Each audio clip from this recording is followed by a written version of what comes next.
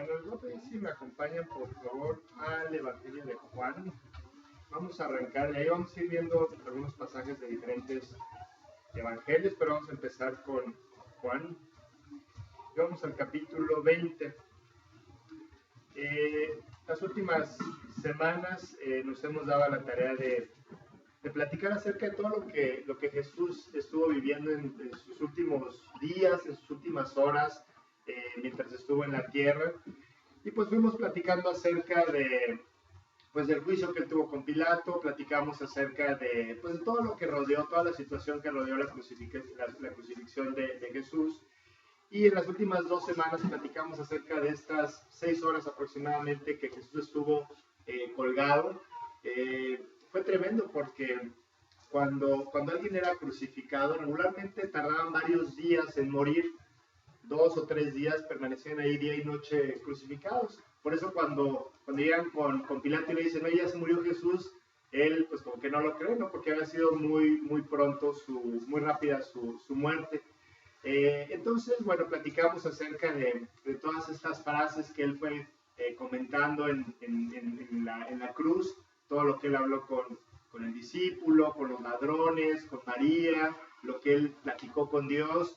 Y finalmente, la semana pasada, pues, platicamos acerca de esta última frase que él dijo estando en la cruz: en tus manos entrego mi espíritu. Y es cuando finalmente él expira, él deja de vivir. Y pues en este momento uno podría pensar que ya todo había terminado.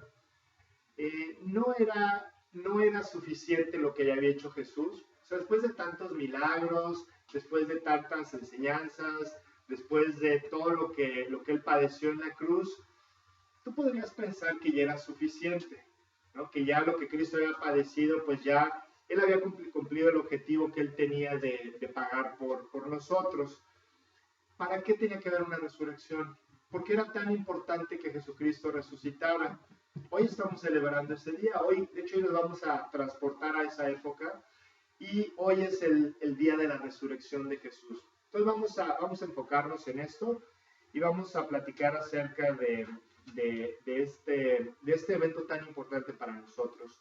Juan 20, 1 y 2. El primer día de la mañana, María Magdalena fue de mañana, siendo aún oscuro, al sepulcro, y vio quitada la piedra del sepulcro. Entonces corrió y fue a Simón Pedro y al otro discípulo, aquel al que amaba Jesús, y les dijo: se han llevado del sepulcro al Señor y no sabemos dónde le han puesto. Entonces, bueno, pues Jesús murió hace 3 días. Él murió el miércoles en la tarde. Fue crucificado y murió aproximadamente a las 3 de la tarde, según la tradición judía de la Pascua, a las 3 de la tarde del día miércoles. Y desde cualquier ángulo que tú puedas ver al grupo que seguía a Jesús, ellos están súper afectados ahorita. Imagínate la escena de estas personas que día y noche estuvieron con Cristo durante 3 años, siguiéndolo, creyéndole, viendo todo lo que él hacía, pensando que realmente él era el Mesías que el pueblo de Israel durante tantos y tantos años había estado esperando, y de repente ya se murió, ¿no? Imagínate, emocionalmente, pues ellos deben de estar muy afectados en este momento, con todo lo que pasó, la muerte de Cristo, cómo fue tan tremenda, todo lo que él padeció, tan violento, todo lo que le hicieron a él. Era su amigo, era su líder, era una persona a la que ellos realmente querían, amaban.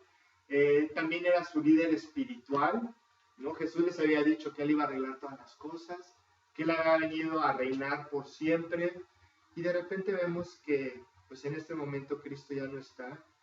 Entre ellos también hubo un problema muy grande. Ellos eran un grupo de 12 personas. Bueno, en realidad eran más personas. Había muchísima gente que seguía a Jesús. Eran 12 apóstoles y muchos discípulos. La gente que seguía a Jesús. Bueno, de este grupo de 12 personas, uno de ellos el miércoles se suicidó, Judas Iscariote. Otro de ellos, Pedro, él había dicho que él iba a seguir a Jesús hasta la muerte. ¿No? Que no iba a haber nada que pudiera pasar para que él no entregara hasta su vida si fuera necesario por Jesús. Unos minutos más tarde, una sierva le empezó a preguntar si él seguía a Jesús, cuando Jesús ya lo estaban enjuiciando, y él negó y volvió a negar a Cristo. Todos los demás huyeron, menos uno de los apóstoles, Juan, fue el único que estuvo el día de la crucifixión ahí. Todos los demás huyeron, se fueron a esconder, probablemente se fueron a sus casas, con sus familias, con amigos, alguna cueva, no sabemos. Entonces realmente tú ves la situación de este grupo el día de hoy, es una situación muy triste, es una situación lamentable en la que estos hombres están viviendo. Y ellos en este momento están paralizados, probablemente escondidos en algún lugar en donde ellos se reunían, sin querer que nadie entrara a ese lugar, porque ellos tienen la imagen de la cruz muy fresca en su mente. Ellos vieron todo lo que le pasó a Jesús, y sabes una cosa, ellos no quieren que les pase lo mismo. Ellos realmente tienen un temor muy grande por su propia vida. Si nos vamos un poquito más atrás, hace una semana, el fin de semana pasado, Jesús iba a entrar a Jerusalén. No sé si recuerdan la historia, la entrada triunfal de Jesús, cuando toda la gente empieza a echar sus mantos, ponen palmas, y él entra en este burro, entra a la ciudad de Jerusalén.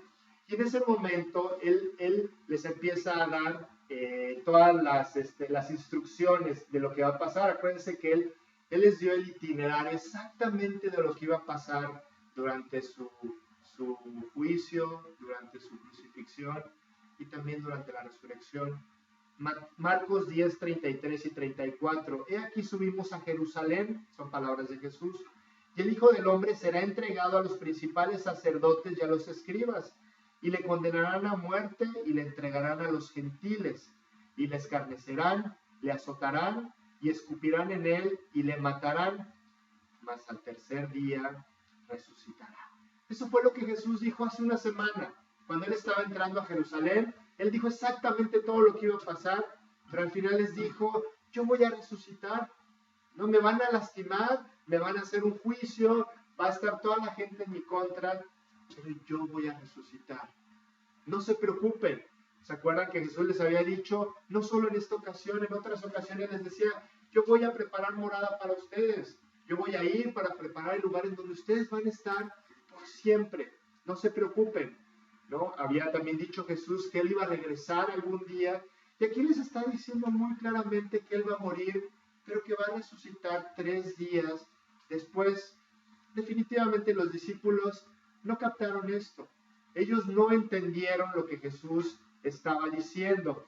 Estaban tan emocionados con la situación de Jesús que olvidaron todo lo que él les estaba diciendo.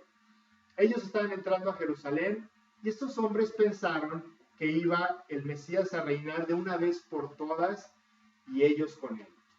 Ellos pensaron que iban a ser parte del equipo de Jesús, que iba a reinar físicamente en Jerusalén, que iban a sacar al imperio romano de la ciudad de Jerusalén y de todo el territorio de Israel, y que finalmente ese era el objetivo de Cristo, un objetivo en este mundo. Los judíos de ese tiempo y los judíos de este tiempo también eso es lo que piensan, que un día va a llegar el Mesías y que va a reinar de una vez por todas, y que va a levantar al pueblo judío sobre todos los pueblos. ¿No? Yo imagino a los discípulos ya viéndose así, pues de alguna de otra forma, gobernando junto con Cristo. Finalmente, pues ellos eran su equipo. Ellos eran los que habían decidido dejar todo y seguir a Jesucristo. Ellos en su mente tenían esta idea, que ellos de alguna de otra manera iban a estar al lado de Jesús mientras él gobernaba aquí. A lo mejor Pedro estaba ya viéndose como secretario de defensa, ¿no? Ya ves que era bien broncudo, ¿no? Jacobo y Juan, secretarios de la Semarnat, ¿no? De pesca, ¿no? Y yo imagino que ellos en su mente estaban con la idea de vamos a participar de este gobierno de Jesús, pero definitivamente hoy la historia ha cambiado.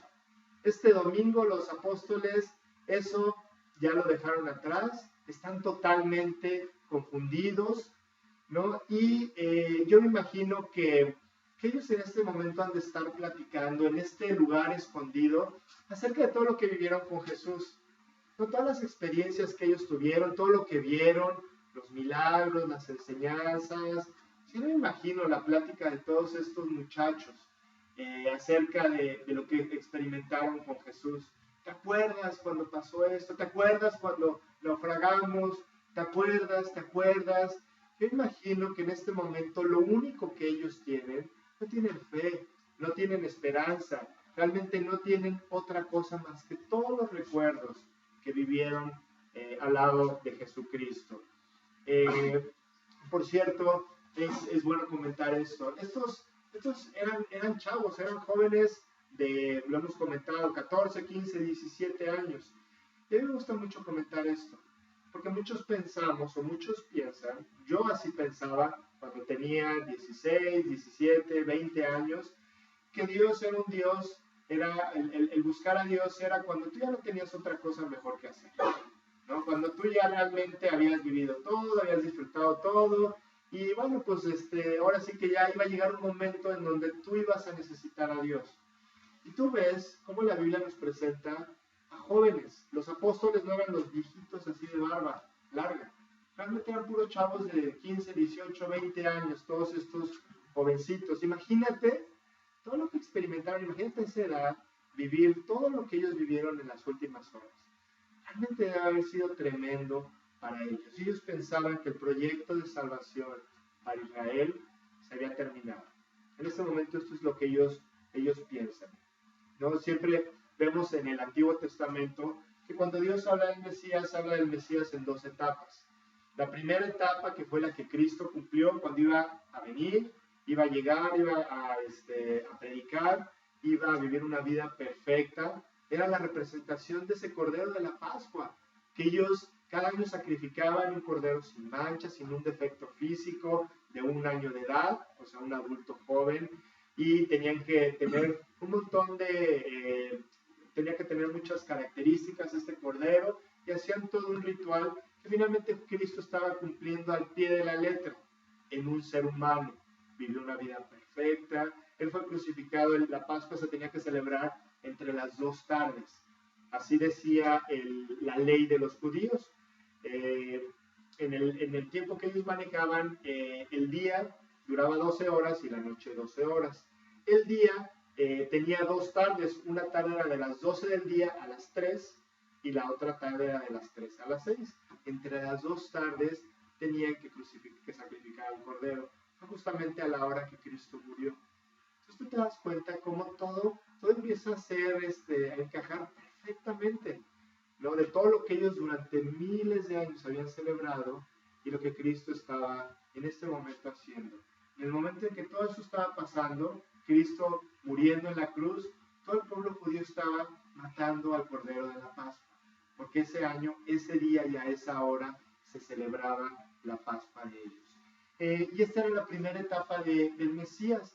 La segunda etapa era la etapa que nosotros estamos esperando, en donde definitivamente Él va a regresar y va a reinar físicamente en el mundo. Ellos solamente tenían en mente esta segunda etapa. Ellos no tenían en la mente la primera etapa del Mesías. Entonces, al ver a su líder muerto, ellos lo que están pensando es que Él no era. De alguna manera, probablemente Él fue un gran maestro, un gran líder, un profeta, quién sabe qué habrá sido, pero muy probablemente este no era el Mesías. Entonces de repente llegan las señoras, las muchachas, y les dicen, oigan, ¿qué creen? Que vimos el sepulcro abierto y no está ahí el cuerpo de Jesús, alguien se lo robó. Y entonces todos en su mente piensan que algo pasó, pero no tienen la idea de que Él resucitó. No concuerdan, no checan las palabras de Jesús de hace una semana, porque ellos en su mente tienen toda esta idea de que Cristo no era el Mesías, de que finalmente el proyecto no había llegado, no se había concretado y finalmente este no era el Mesías que ellos estaban esperando. Entonces, pues la situación de ellos el día de hoy es muy lamentable. Ahora nos vamos a ir un poquito más adelante. Vámonos más adelante entre 1 y 2 meses. ¿Qué estarán haciendo los apóstoles? ¿Qué habrá pasado con ellos? ¿Habrán regresado a pescar, a cobrar impuestos, a hacer sus actividades cotidianas? Y vemos que esta banda de hombres paralizados pues ya no está tan paralizada. Realmente ellos están haciendo algo que no checa con lo que nosotros vemos el día de hoy domingo. Hechos 2:32, ellos están predicando y le están predicando a muchísima gente. Y Pedro les dice, a este Jesús resucitó Dios, de lo cual todos nosotros somos testigos. Pregúntenos, les podemos decir exactamente lo que pasó con Jesús, que si era el Mesías, por cierto, que si era el que nosotros estábamos esperando. A este Jesús, Dios lo resucitó. Y dicen un poquito más adelante, sepa pues ciertísimamente toda la casa de Israel, que a este Jesús, a quien vosotros crucificasteis, Dios le ha hecho Señor y Cristo. Ya no están paralizados estos hombres, ya no están escondidos sin que nadie los vea. De repente ya los vemos predicando, y aparte predicando fuerte. Les están diciendo a todas aquellas personas que mataron a Jesús, les están diciendo, ¿saben? A esta persona que ustedes mataron, Dios le ha hecho Señor y Cristo. Muchas de las personas que estaban escuchando a Pedro eran las personas que habían gritado, crucifícale, crucifícale. Cuando Pilato les decía, bueno, ¿y qué quieren que haga con él? Mátalo, ponlo en una cruz. Y en este momento ahora ellos están diciendo, Pedro, ¿qué haremos? ¿Qué hicimos? ¿Qué vamos a hacer? Y Pedro les dice, arrepiéntanse y conviértanse. Les dice Dios, les dice Pedro, ¿sabes qué? Probablemente ellos estaban pensando, híjole, pues la regamos. La verdad es que hicimos algo totalmente incorrecto. Sí creemos que Él era el Cristo que estábamos esperando. ¿Qué hacemos? Pues ya a lo mejor vamos a portarnos bien, o ya vamos a cambiar y vamos a ser personas diferentes. Y Pedro les dice, no tienen que hacer esto, tienen que arrepentirse y tienen que convertirse. Es lo único que Dios pide, para que sean borrados vuestros pecados y para que vengan de la presencia del Señor tiempos de refrigerio. ¿No? Entonces Pedro le está hablando a una multitud, dice que se convirtieron 3,000 personas, 3,000 personas empezaron a seguir a Jesús o a Dios en aquel día, y quién sabe cuántas habría, seguramente habría muchas más. ¿Qué fue lo que produjo este cambio en Pedro y en todos los apóstoles? ¿Qué fue lo que cambió su mente? ¿No? De pensar a lo mejor en regresar a su trabajo anterior, de seguir con su vida normal, ¿no? De decir, bueno, pues fueron 3 años así extraordinarios, pero pues ya sigue la vida normal. Y ellos definitivamente no están haciendo esto. ¿Qué fue lo que habrá producido este cambio de ese miedo tan grande que ellos tenían a esta fe tan profunda que están demostrando, a este valor tan grande que ellos tienen de pararse enfrente de quien sea? Aquí fueron 3,000 o 5,000 o 7,000 personas, no sabemos. Al rato fue enfrente de reyes y de gobernadores. Y ellos perdieron la vida por este mensaje que ellos predicaban. ¿Qué fue lo que hizo este cambio tan grande en estos hombres? Definitivamente fue la resurrección de Jesús. El hecho de que ellos entendieron que definitivamente Cristo había resucitado, eso fue lo que hizo que les cayera el 20, que hiciera sentido todo lo que ellos habían vivido, que todos los milagros y todo lo que ellos experimentaron con Jesús durante su paso por esa tierra, en ese momento empezó a checar todo, empezaron a recordar las palabras, empezaron a entender lo que Jesús les había dicho, lo que Jesús les había explicado, y entendieron que con todos los milagros y con la vida perfecta de Jesús, con todas las profecías cumplidas, si Jesús no hubiera resucitado, nada tendría sentido. Ellos seguirían hundidos en este momento. Hubo un apóstol más adelante llamado Saulo de Tarso, escritor de varios libros del Nuevo Testamento, conocido como Pablo, y él explica exactamente este asunto de la resurrección. Y él dice en el libro de 1 Corintios 15:14, y si Cristo no resucitó, vana es entonces nuestra predicación, vana es también vuestra fe. Si Jesús no hubiera resucitado, tú y yo estaríamos perdiendo el tiempo en este momento. Y cuando él menciona esto, en el original griego, cuando se menciona este pasaje de la Escritura, Pablo dice que Cristo no solamente resucitó, sino que Él sigue resucitado. No, la traducción literal es que Jesús resucitó y todavía está resucitado el día de hoy. Por eso nos podemos relacionar con Él, porque Dios es un Dios que está vivo, ¿no? Constantemente en la Biblia se menciona esta frase: Dios es un Dios de vivos, no es un Dios de muertos, no es un Dios que está muerto, ¿no? Por eso Dios nos invita a platicar con Él, a conocerlo, a experimentar su amor, su cuidado, porque Dios es un Dios que está vivo. Y yo no sé qué concepto tengan ustedes de Dios. Yo me acuerdo de mi concepto de Dios. Y yo creía en Dios. Yo decía, pues sí, me han enseñado que hay un Dios, me han enseñado acerca del Dios de la Biblia, aunque yo nunca había leído la Biblia. Pero ¿sabes yo qué decía? Yo pensaba, yo algún día me voy a topar con Dios. Probablemente algún día, cuando yo muera, no me voy a dar cuenta si realmente lo que yo creo es cierto o no es cierto. Pero yo en ese entonces no era consciente de esto, pero ahora lo entiendo muy bien. Yo no pensaba que Dios me estuviera escuchando, aun cuando yo le pedía cosas. Yo no pensaba que Dios realmente se preocupara o se ocupara de mí. Realmente yo estaba viendo a un Dios como un Dios que estaba muerto, alguien que realmente no podía hacer nada por mí en ese entonces. Yo creía en Dios porque pues, había que creer en algo o en alguien, ¿no? Y era la idea que habían sembrado en mi mente. Eh, hay muchas evidencias acerca de la resurrección de Jesús y de la vida de Jesús definitivamente. Hay un historiador que se llama Flavio Josefo. Él es una persona que vivió en la época de Jesús, en ese tiempo, y él se dedicó a escribir todo lo que se vivía, no solamente de parte de Jesús y de sus discípulos, sino en general de toda la ciudad y el territorio de Israel en ese tiempo, las costumbres, cómo vivían, qué hacían. Pero él constantemente menciona a Jesús. Y él habla de Jesús acerca de este juicio injusto. Habla del hijo de un carpintero que empezó a jalar mucha gente lo seguía, que él tuvo un juicio que fue totalmente injusto y que resucitó, perdón, y que fue crucificado, y dice que algo les pasó a sus seguidores, que de un momento para otro ellos incendiaron el Imperio Romano, que de repente empezaron a hacer algo que empezó a inundar todo el Imperio Romano, ¿no? Toda la doctrina, todas las enseñanzas, todo lo que ellos iban expandiendo por todas partes. Dice este hombre que causó algo impresionante en el Imperio Romano. Y habla definitivamente de la resurrección de Jesús, ¿no? Mucha gente puede morir por una causa.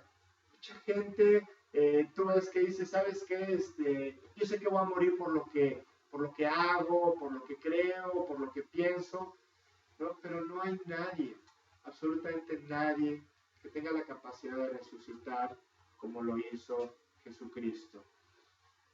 Cuando muere Jesús, hace 3 días, de repente tú podrías pensar que todos los fariseos, todos los religiosos que mataron a Jesús, pues ellos ya podrían estar tranquilos, ¿no?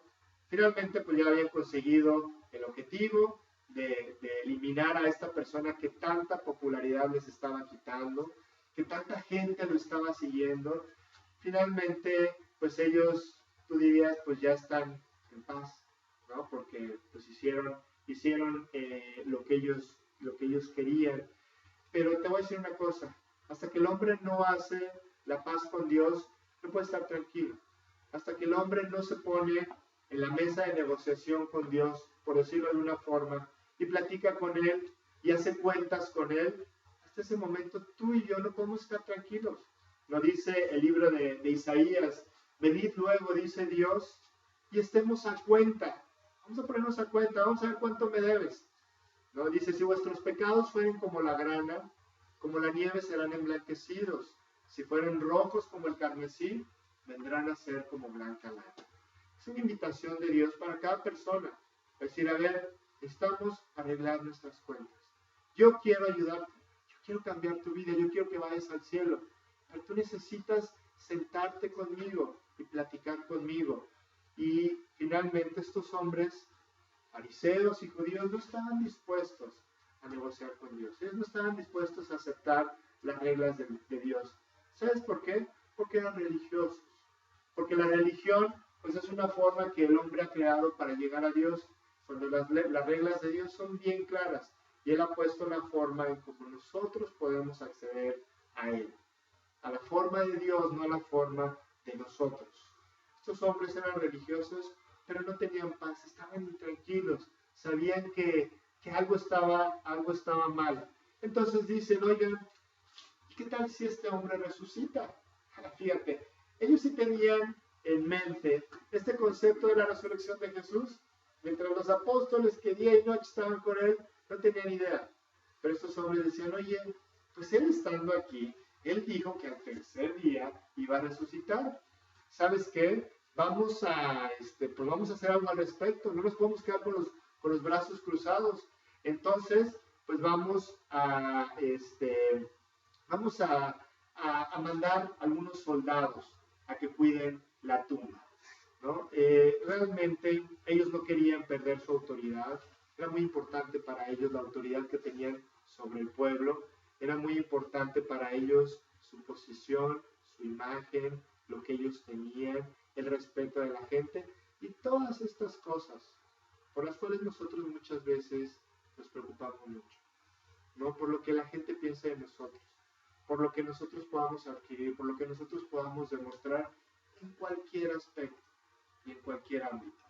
Estos cuates eran así. Ellos estaban demasiado preocupados por ellos. Ellos habían visto tantas cosas. Jesús estuvo mucho tiempo cerca de ellos, mostrándoles sin ninguna duda, cualquier persona honesta, al ver todo lo que estaba pasando, hubiera dicho, esta persona no puede ser alguien más que Dios. No puede ser alguien normal. No puede ser un ser humano común y corriente. Pero, ¿sabes? Ellos estaban muy preocupados en sí mismos. Estaban preocupados en su autoridad y en todo lo que ellos habían alcanzado. Porque era gente que estaba por encima religiosa y políticamente de todas las demás personas, ¿no? Y ellos preferían tener su religión. Ellos preferían seguir su serie de normas, su serie de costumbres, ¿no? Y ellos estaban a gusto así con esto. Muchas veces nosotros es lo mismo, ¿no? En nuestros días. Vamos a ir viendo un poquito más adelante cómo la Biblia es tan actual. Hay cosas que se parecen tanto a las cosas que nosotros vivimos el día de hoy. Finalmente, la religión el día de hoy es igual que la religión de estos fariseos. No estoy hablando de ninguna religión en particular. Estoy hablando de la religión del hombre, de cualquier religión que el hombre practica. ¿Sabes? Hay muchas religiones cristianas y en donde se muestra a un Jesús que sigue la cruz, que está muerto. Tú ves todas las imágenes que se presentan y es un Jesucristo que está derrotado, está humillado, está muerto. Y esa es la imagen que tenemos de Jesús. Es muy diferente ver la cruz vacía. Totalmente diferente ver la cruz vacía y más aún el sepulcro abierto. Dice el Evangelio de Mateo 27, al día siguiente, que es después de la preparación, esto es lo que yo les comentaba acerca de cuando fueron a poner la guardia en la tumba de Jesús. Al día siguiente, que es después de la preparación, se reunieron los principales sacerdotes y los fariseos ante Pilato, diciendo, Señor, nos acordamos de que aquel engañador dijo viviendo aún, después de 3 días resucitaré. Manda pues que se asegure el sepulcro hasta el tercer día, no sea que vengan sus discípulos de noche y lo hurten y digan al pueblo, resucitó de entre los muertos, y será el postrer error peor que el primero. Y Pilato les dijo, ahí tenéis una guardia, id asegurando como sabéis. Entonces ellos fueron y aseguraron el sepulcro, sellando la piedra y poniendo la guardia. Entonces, bueno, conocemos la historia, ¿no? Pusieron el cuerpo de Jesús, José de Arimatea, le pidió a Pilato el cuerpo de Jesús. Pilato se sorprendió que hubiera muerto tan pronto, lo ponen en la tumba y ruedan esta piedra. Entonces llegaron este grupo de soldados romanos y ponían un sello de cera entre la piedra y la cueva, un sello grande. Y de alguna forma ponían cera derretida y le ponían un sello que tenía algo que ver con el Imperio Romano. Si tú rompías ese sello, te mataban. Y estos cuates estaban hablando en serio. Tú ves después de lo que le hicieron a Jesús y cómo ellos realmente trataban a la gente en ese tiempo, en la sociedad. Pues ellos no estaban jugando. Si tú rompías este sello, de alguna manera violabas esto que ellos estaban haciendo, tú te ibas derechito a la tumba también, ¿no? Esta compañía de soldados era una compañía que podía ser de 16 a 60 soldados. Fue el número de soldados que fueron a cuidar la tumba de Jesús, ¿no? Y realmente los fariseos pues le atribuían a los discípulos mayor valor que el que ellos tenían. Estos cuates estaban encerrados, estaban escondidos, estaban con un miedo tremendo, ¿no? Y los fariseos decían, no vayan a ir y se lo vayan a robar. No, realmente ellos no querían pero ni asomar las narices, porque realmente tenían mucho miedo. Todos habían abandonado a Jesús y ellos dijeron, si mataron a Jesús, a nosotros no nos van a matar de la misma manera. ¿No? Ellos estaban con esta forma de pensar. Entonces, llega un terremoto, ¿no? Nos acordamos que la semana pasada, el miércoles, cuando Cristo estaba siendo crucificado, hubo un terremoto, y ahora llega otro terremoto. Y hubo un gran terremoto, porque un ángel del Señor, descendiendo del cielo y llegando, removió la piedra y se sentó sobre él. ¿No? Entonces pasaron cosas así difíciles de creer, impresionantes cuando fue todo este acontecimiento de hecho durante toda la vida de Jesús, desde la forma en que Él nace, desde la forma en que Él vive, desde la forma en que Él muere. O sea, todo lo que rodeó la vida de Jesús fue extraordinario realmente. Entonces aquí hay un terremoto, se mueve la piedra y realmente el ángel no movió la piedra para que saliera Jesús. Él movió la piedra para que la gente, estando afuera, pudieran ver que el cuerpo de él ya no estaba ahí. La guardia de alguna forma queda petrificada con este acontecimiento, caen al suelo, de la misma manera que cuando Jesús les dijo, no se acuerdan, yo soy. ¿A quién vienen a buscar? A Jesús Nazareno, yo soy, y todos caen. De la misma manera, en este momento todos caen al piso, quedan como petrificados. ¿No? Imagínate la escena, todos estos hombres en el suelo. Entonces se recuperan y van corriendo a dar aviso, ¿no? Porque ellos se dan cuenta que ya no está el cuerpo de Jesús y se van a dar aviso pues a todos los oficiales, a los sacerdotes de lo que había pasado. Es increíble cómo actúa Dios. Estos soldados que que los romanos habían usado para crucificar a Jesús y para azotarlo, Dios los está usando en este momento para ir a proclamar que Jesús ha resucitado. Dios usa las mismas fichas que los hombres usaron unos días antes. Entonces llegan los soldados con todos los sacerdotes y pues se dan cuenta que el plan A había fallado. No teníamos el plan de asegurarnos de que no se fuera Jesús, pero pues ¿qué creen? Que ya se fue. Algo pasó, quién sabe qué pasó, pero la tumba está vacía. Entonces vamos a ir con el plan B. El plan B pues era un plan que es muy actual el día de hoy. Mientras ellas iban, las muchachas iban a avisarles a los apóstoles, he aquí unos de la guardia fueron a la ciudad y dieron aviso a los principales sacerdotes de todas las cosas que habían acontecido. Y reunidos con los ancianos y habido consejo, dieron mucho dinero a los soldados, diciendo, decid vosotros, sus discípulos vinieron de noche y lo hurtaron estando nosotros dormidos. Y si esto lo oyera el gobernador, nosotros le persuadiremos y os pondremos a salvo. También le damos dinero al gobernador. Y ellos tomando el dinero hicieron como se les había instruido. Este dicho se ha divulgado entre los judíos hasta el día de hoy. Y yo por eso les decía que la Biblia es un libro muy actual. ¿No? Hoy no nos vestimos con túnicas, ni andamos en sandalias, pero finalmente el corazón del hombre no ha cambiado. Estos hombres enfermos del poder dicen, híjole, ¿cómo vamos a arreglar este problema? ¿No? La corrupción pues definitivamente había dominado el juicio de Jesús, ¿no? Cuando trataron de poner testigos falsos, cuando trataron de acusarle diciendo puras mentiras, y finalmente sacó a Poncio Pilato diciendo, pues yo no hallo delito en él, y lo azotó y lo crucificó, ¿no? Entonces tú ves que toda la ilegalidad había estado gobernando el juicio de Jesús. Pues en este momento, ¿por qué no hacer otra cosa chueca?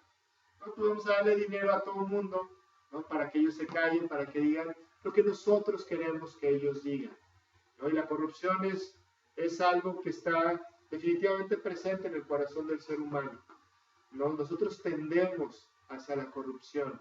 Dice la Biblia que nosotros tendemos hacia el pecado, esa es la naturaleza humana. Por eso el hombre vive como vive. Entonces, sobornamos a los soldados y si el gobernador se entera y hay algún problema, pues también le damos dinero a él. ¿Por qué no? Finalmente parece ser que esto funcionó, parece ser que esto resolvió el problema aparentemente para ellos. Tú no tienes idea de cuánto esfuerzo, cuánto tiempo se ha dedicado para explicar y para derribar toda esta historia real de la tumba vacía de Jesús.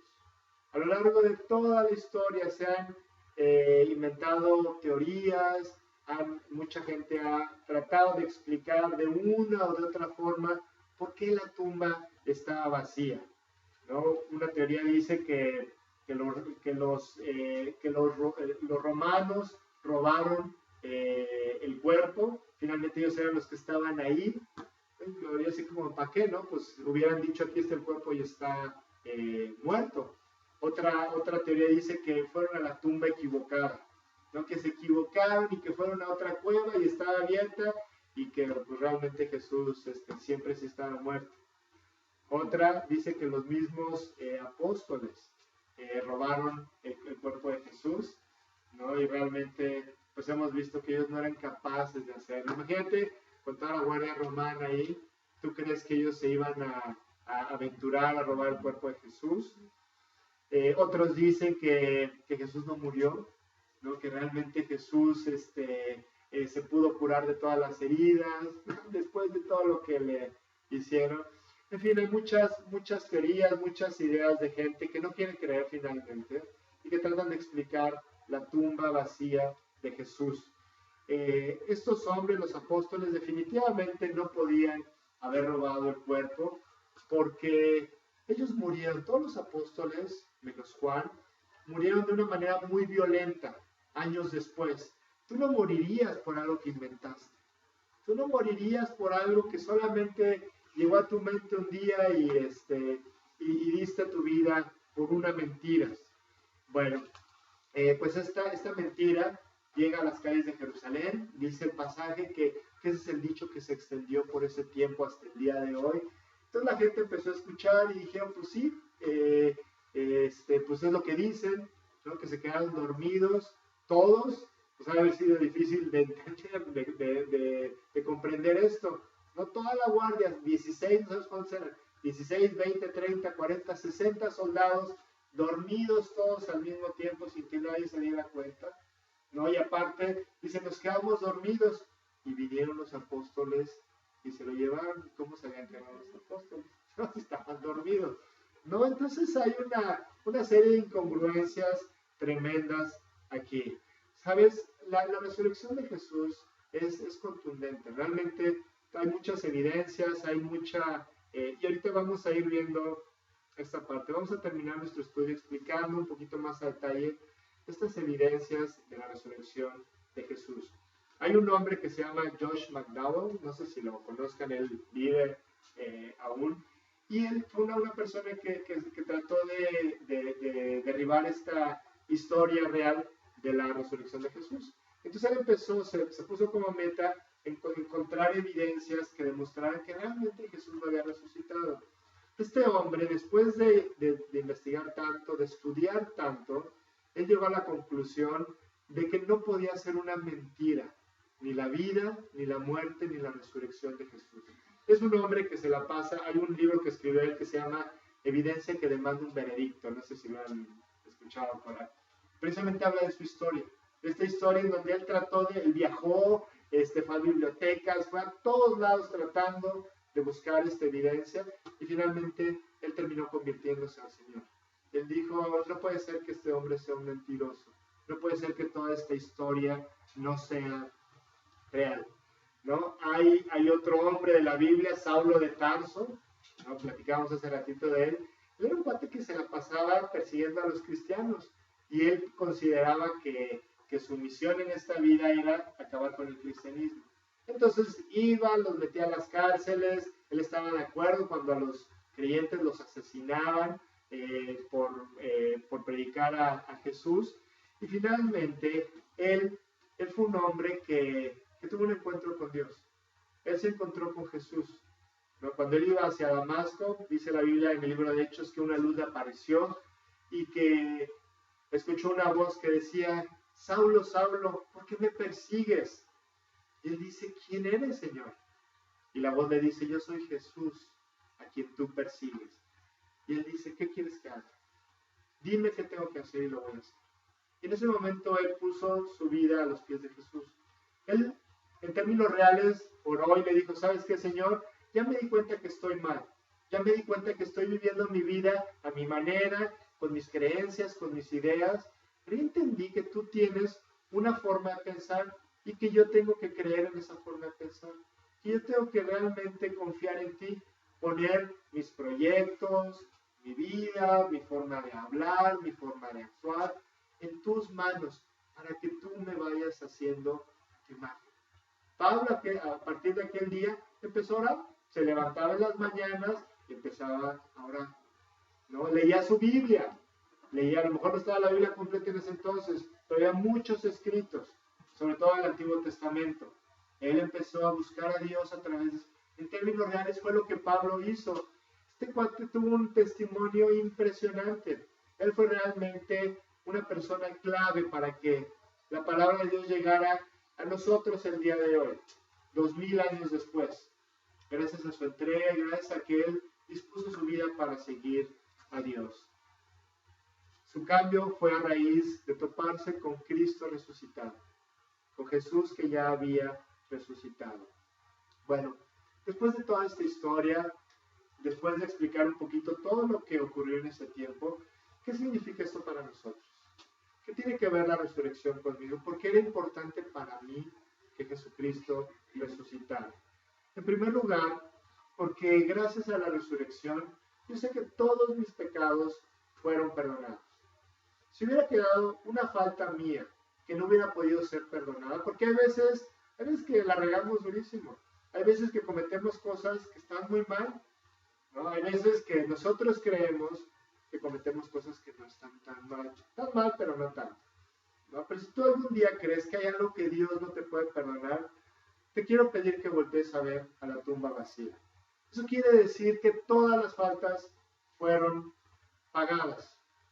Porque si Cristo no hubiera pagado algún pecado, Él seguiría muerto, porque la paga del pecado es muerte. Él no hubiera podido levantarse de la tumba si no hubiera pagado por todas las cosas. Todos nuestros pecados pasados, presentes y futuros también. Jesús lo pagó absolutamente todo. Por eso Él dijo, consumado es. ¿Se acuerdan? Ya está pagado, ya se pagó todo. Yo les he comentado esta analogía que la Biblia hace acerca de esta frase.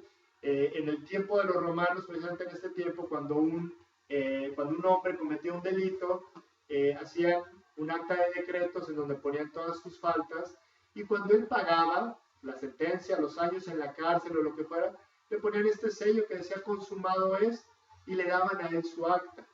Quiere decir que él ya había pagado. Todo lo que este hombre debía ya está pagado, consumado es. Jesús dijo, todo lo que, ponle tu nombre, debe, ya está pagado, consumado es. Y la resurrección es la muestra inequívoca de que todo este pago fue aceptado por Dios, por el Padre. En este momento sabemos que no hay cosa, hay un solo pecado, dice la Biblia, que Dios no perdona, ¿no? Y seguramente tú puedes pensar el asesinato, ¿no? Que es lo peor que podemos pensar en nuestra mente. No, Dios perdona los asesinatos también. Dios perdonó a Pablo. Pablo en el libro de Hechos no se menciona que él haya asesinado a nadie, pero dice que cuando estaban asesinando a un hombre, pusieron las ropas de este hombre que estaban matando a los pies de él, y él consentía, él estaba de acuerdo, él estaba a gusto con la muerte de este hombre llamado Esteban, ¿no? Realmente el único pecado que Dios no perdona, dice la Biblia, es la blasfemia contra el Espíritu Santo. Quiere decir que rechacemos a Cristo. Que digamos, no, la verdad es que yo no creo en esto, la verdad es que yo tengo otra idea, otra forma de pensar, u otro, lo que tú quieras, y yo no estoy de acuerdo con esto. Es decir, que el Espíritu Santo, que quiere entrar a vivir a nuestros corazones, no existe, no es cierto. Todo esto es una idea equivocada. Eso es lo que Dios no perdona. Es lo único que Dios no perdona.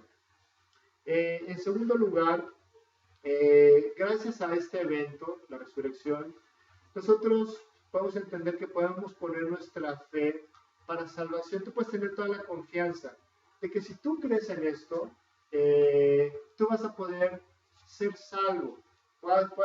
Puedes tú alcanzar la salvación que podrías esperar de un hombre que está muerto. ¿No? ¿Cuántos líderes no hay que murieron? Pero finalmente están muertos. La muestra de que Cristo era Dios es que Él resucitó. Si Él no hubiera resucitado, Él hubiera sido un buen maestro. Sus discípulos definitivamente lo reconocerían como un gran hombre, como un buen amigo, pero no como el Hijo de Dios, aquel Mesías prometido. Dice la Biblia, y en ningún otro hay salvación, porque no hay otro nombre bajo el cielo dado a los hombres en que podamos ser salvos. No hay nada ni nadie que nos pueda salvar. Tú y yo podemos tener toda la confianza, después de ver esta escena, que tú puedes ir delante de Dios y poner tu confianza en Él. Cuando la Biblia nos habla de creer en Dios, no nos habla de creer en Él como un personaje histórico. Nos habla de creer, de poner toda nuestra confianza en Él, de confiar en Jesús. ¿Sabes? Esto nos muestra que Él es digno de confianza, digno de toda nuestra confianza. Gracias a que Jesús resucitó, también dice la Biblia que Él puede vivir en mí, porque Dios está vivo. Dice la Biblia que nosotros somos su casa, somos su hogar, ¿no? El libro de Apocalipsis habla de esto. Yo estoy a la puerta, dice Jesús, y llamo. Si tú abres la puerta, si oyes mi voz y abres la puerta, yo voy a entrar a vivir en ti, voy a morar en tu corazón, ¿no? Y yo te quiero pedir, por favor, que esto no lo veamos como una escena solamente, como una serie de palabras que constantemente podemos escuchar cuando venimos a los estudios. Que Jesús quiere entrar a vivir a mi corazón.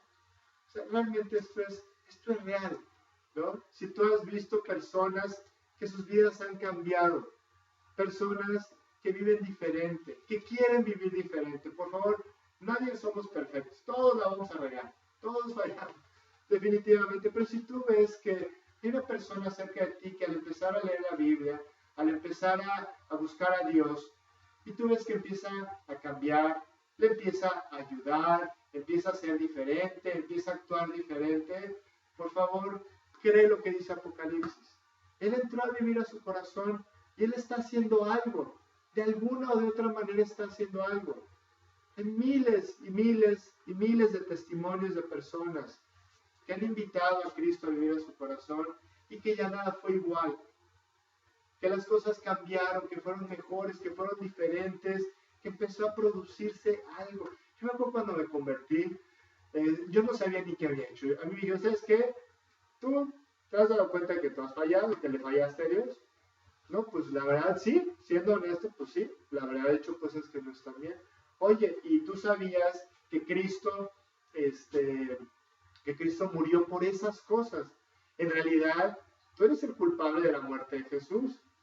Y dije, no, pues sí, la verdad es que sí, ¿no? ¿Te gustaría pedirle perdón?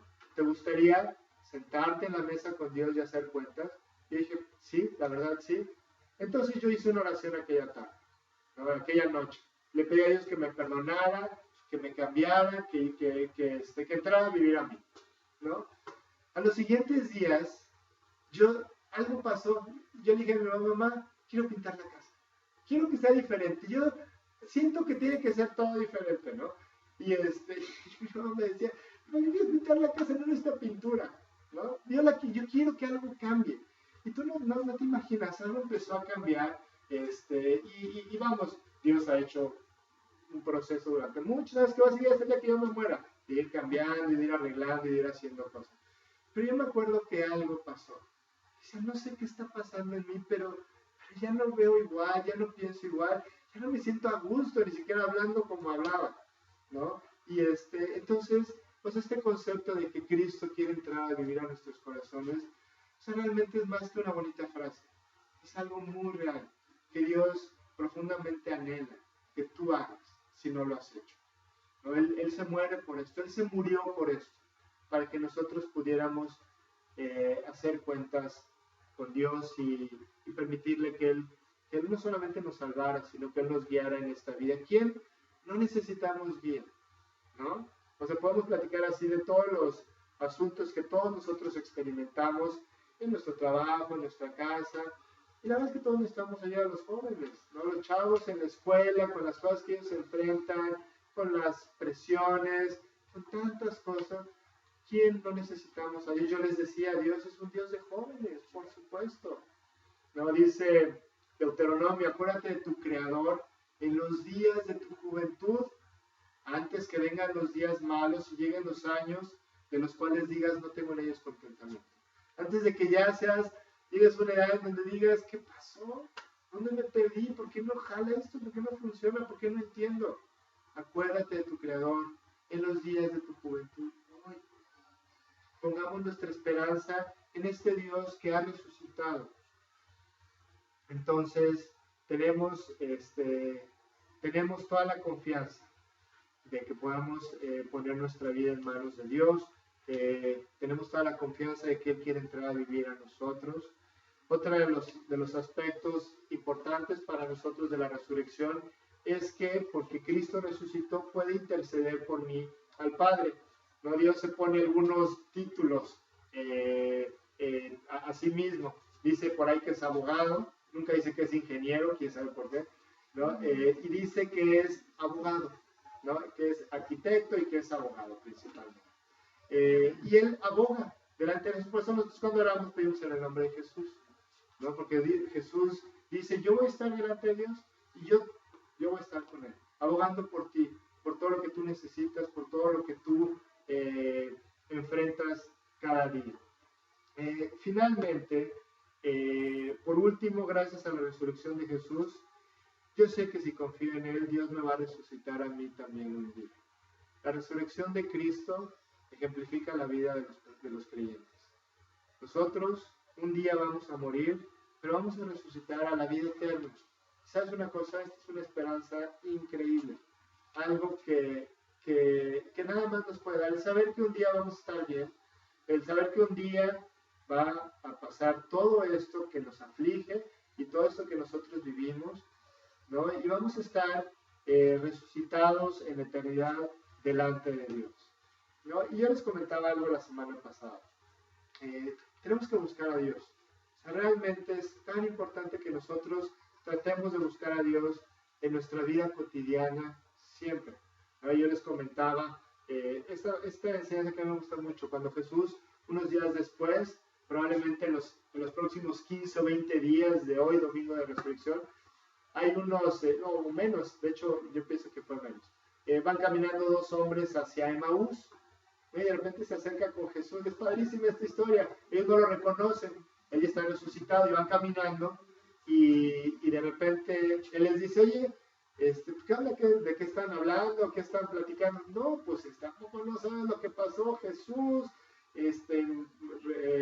fue crucificado, todo el mundo sabe la historia, pero ahora están diciendo que resucitó. Entonces Jesús empieza a caminar con ellos y ellos disfrutan mucho. Imagínate platicar con Jesús, ¿no? Disfrutan muchísimo la plática. Entonces llegan a este lugar y Jesús le dice, bueno, pues yo ya me sigo derecho. No, quédate con nosotros, por lo vamos a comer. Entonces ahí Jesús, bueno, cuando van a comer, Él hace algo que hacía siempre con ellos, al partir el pan, y ellos se dan cuenta y se desaparece, y dice, era Jesús, y se regresan corriendo a decirles a todos los demás, ¿no? Jesús así se nos aparece a nosotros, en nuestra vida cotidiana, constantemente. Muchas veces nosotros no lo reconocemos. Tú vas caminando por esta vida y los problemas son problemas. Y la felicidad es felicidad. Y lo que puedes comprar te gusta y lo disfrutas por lo que es. Y no nos damos cuenta de que Jesús está detrás de todas las cosas. Es ese Jesús caminando junto a nosotros.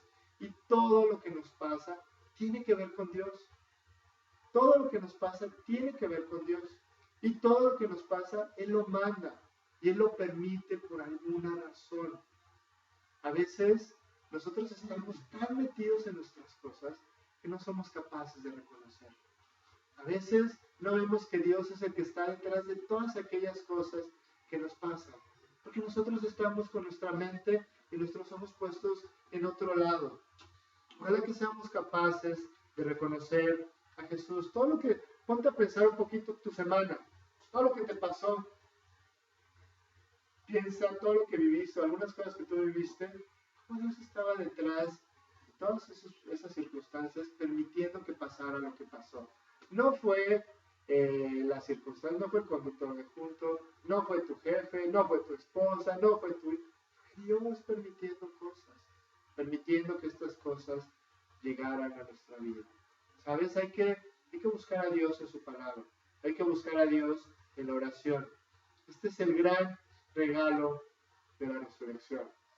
Y para terminar, yo te quiero decir algo. Mucha gente puede argumentar en contra de la resurrección, en contra de lo que tú crees, en contra de tu cambio de religión, como muchas veces nos dicen. Mucha gente puede argumentar muchas cosas y explicarnos por qué no es cierto. Te voy a decir una cosa, nadie puede argumentar contra una vida transformada, porque lo están viendo. Cuando Dios toca una vida, Dios la cambia.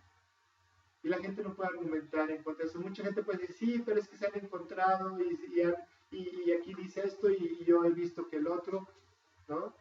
Si tú tienes una vida que es especial, la gente no tiene nada que decir. A lo mejor no lo van a decir de todas maneras, pero no tienen en su mente, en el fondo, realmente ellos no tienen nada que argumentar. Voy a decir una cosa, nosotros los creyentes podemos tener a Jesús de dos formas. Podemos ver a Jesús en nuestras vidas en dos escenas diferentes. Podemos ver a Jesús crucificado y tenerlo solamente crucificado, habiendo ya pagado por nuestras faltas, habiendo pagado la deuda que teníamos. O podemos tener a Jesús como un Jesús resucitado, que realmente está haciendo una revolución, que realmente está encendiendo el fuego alrededor de nosotros, que realmente está haciendo algo en ti que es especial, que es diferente, en mayor o menor grado. ¿Cómo tenemos a Jesús? Hoy, en el día de la resurrección, me gustaría que meditáramos un poquito en esto y que realmente le pidiéramos a Dios que Él es un Dios que esté vivo en nosotros, no un Dios muerto, no un Dios de que solamente tengo que ir los domingos y tengo que hacer esto y tengo que hacer el otro, sino que sea un Dios que realmente esté haciendo algo en lo profundo de nuestro corazón. Esa es la idea de la resurrección. ¿Vale? Bueno, pues vamos a terminar con una oración. Señor, pues muchas gracias, Padre, por haber resucitado. Muchas gracias por la vida perfecta que viviste. Gracias, Señor, por el amor que tú demostraste en tu paso por el mundo. Y gracias, Señor, por la crucifixión. Gracias por haber resucitado y mostrarnos, Dios, que tú pagaste por todas las cosas, Señor. Que tu amor fue tan grande que no dejaste un solo pecado que no fuera pagado, Señor. Te damos muchas gracias hoy porque este día podemos recordar lo que tú hiciste, podemos recordar lo que tú sufriste, Señor. Podemos recordar una vez más lo grande que tú eres, Señor. Tan grande que no lo alcanzamos a comprender, que no lo alcanzamos a entender, Señor. Te damos muchas gracias porque tú, siendo un Dios tan grande, decidiste amarnos hasta la cruz, hasta la muerte, Señor. Y ahora tú estás buscándonos para que no solamente nosotros tengamos este regalo de salvación, sino que tú puedas trabajar en lo profundo de nuestros corazones, Dios. Te damos muchas gracias por el interés que tienes por nosotros, por cada uno de nosotros. Yo te doy gracias por el interés que tienes por mí, Señor. Y porque cada día entendemos que todo lo que tú mandas, pues estás tú detrás, moviendo los hilos de nuestra vida, Señor. Señor. Ayúdanos a reconocerte, ayúdanos a buscarte, ayúdanos a rendirnos ante ti cada día, Señor. Que esto le dé sentido a nuestra vida, Dios, y que realmente nosotros podamos caminar conforme a lo que tú quieres que nosotros hagamos, entendiendo, Señor, que es la única forma de ser plenamente felices, Dios. Te damos muchas gracias por nuestro grupo, por todas las familias que aquí estamos, Dios. Tal vez una bendición que tú hayas cruzado nuestros caminos aquí tan lejos. Damos gracias porque podamos reunirnos a compartir de tu palabra, a tener este tiempo que tú has organizado y tú has dispuesto, Señor. Ayúdanos, Dios, a alentarnos unos a otros. Y ahora que vamos a tener un tiempo de convivio, Dios, pues que tú estés también entre nosotros, que podamos disfrutarlo, convivir un rato, Señor. Y te damos gracias por todo lo que tú nos das, incluida la provisión de alimentos, Señor. Bendice este tiempo, bendice los alimentos, Dios. Bendice nuestro grupo, Dios, y haz que podamos pues, realmente irnos afianzando a ti cada vez más, Dios. Te damos muchas gracias y te pedimos todo esto, Señor, y te damos gracias en nombre de Jesús.